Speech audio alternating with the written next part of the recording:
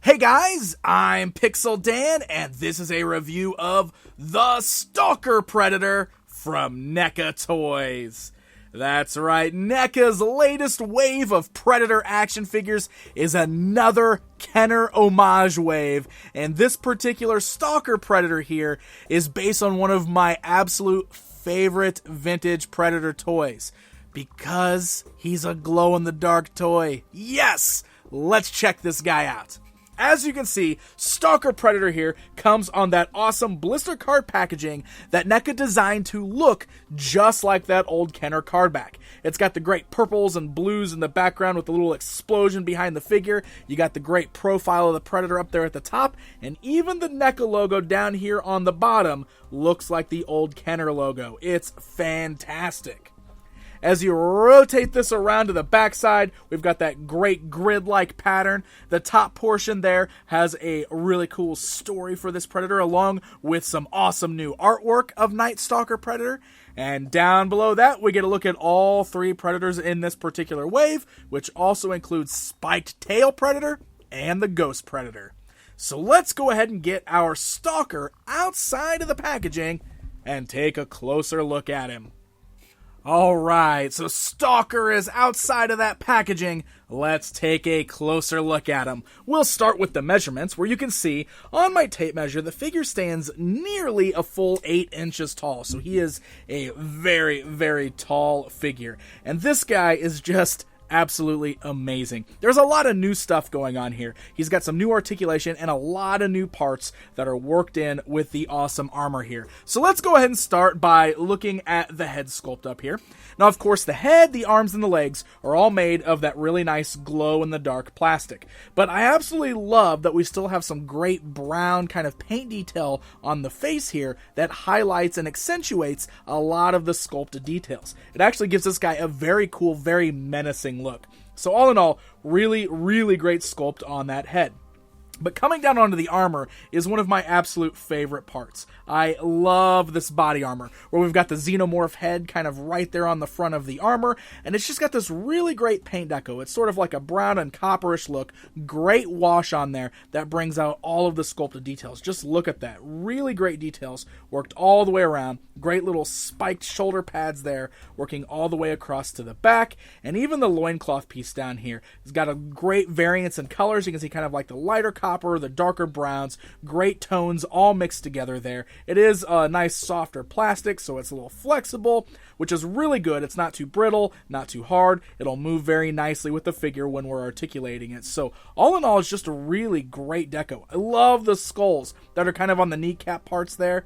Really, really cool design. So overall, I just love this guy. I think the colors work so good. Love that glow-in-the-dark plastic, but I also love all the extra work that NECA worked into all of the detailing there and the colors that make this guy stand out and look like something special. So you can see we got some parts on the back. He's got the little backpack here. There is no shoulder cannon on this guy. And then we also have some places on the back where you can store some of his weapons. So we'll get to the weapons here in just a bit, but let's go ahead and work through the articulation on this guy. So that head is jointed at a ball joint. So you can roll the head around. You can also move it slightly up and down. Like we've seen in the past, though, all the tendrils do sort of get in the way a little bit. They hinder the motion because they're going to run into parts of the armor that he's wearing. But still, you can turn the head there. You should be able to get some decent poses out of it. You just got to kind of work it a little bit there. You do have the nice ball joints at the shoulders. The shoulder pads are going to block that just a little bit there, but it's still a good range of motion. You can move forwards and backwards. We can also swivel at the bicep. You can see those full glow-in-the-dark arms there. Very, very cool. We got great double joints at the elbow, so you can really get a good range of motion there. And then we've got the ball joints at the wrists. Those are removable hands, and I'll talk about that more in just a bit. We do have great articulation at the upper body, and you can see his upper torso is able to move, and we're also turning at the waist, which is ball jointed, so good range of motion there. Also, everything feels nice and solid, but also very fluid, so he doesn't feel fragile in the least bit. He's actually articulating very, very well. You can see the ball joints at the thighs there, so legs can go outwards, forwards, backwards, as well as swivel. We've got really great double joints in the knees, so a great range of motion there. And then, of course, the feet are also ball jointed, so you should be able to get some great motion in the feet as well. So that should actually allow you to get some pretty decent poses out of this particular Predator. So let's go on to some of those included accessories, and we'll talk about some of the weapons and such that he has with him. First of all, let's bring in the mask. He does feature a removable mask, which is very cool. Features the great glow-in-the-dark horns, which comes straight off the vintage Kenner toy that he is inspired by. I also love that the lenses for the eyes are, it's clear. You can see through it. So his glow-in-the-dark eyes will actually shine through that a bit. You can see there's some nice sculpting on the inside as well, and it's also kind of form fit for his face there, so we can put that right over the face. Nice tight grip, holds on beautifully, and it really just kind of completes the overall look of this particular Predator. I love him. Look at him. Gosh, it is so sweet. I love that. So for his weapons, he comes with 2 of the shorter spears, and that goes on those places on his back where you can holster them, so you can actually plug those right into there. You do got to kind of move his little dreads out of the way just a little bit. There we go.